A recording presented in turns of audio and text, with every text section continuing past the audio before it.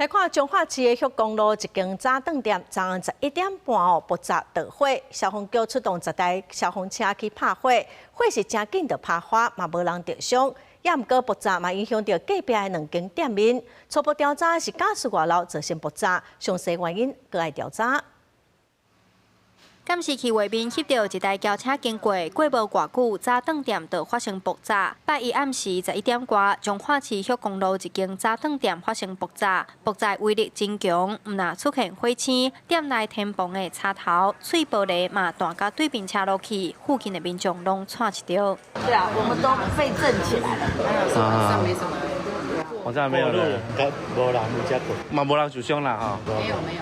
消防局接到通報，出動10台消防車、23位消防人員趕到現場救援，發現店內火燒厝，趕緊報水線。加在火勢真緊就控制落來。8日透早，火調人員也在現場調查。早頓店頭家表示，8日下晡有來店內，一切攏正常，唔知影哪會發生意外。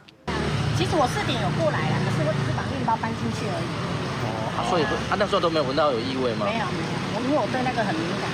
依照現場的基證，那物品的位移，那初步研判呢是液化石油氣的洩漏，然後引發爆炸。現場的瓦斯桶裝數都是各3支為60公斤，未超過法規的備用量。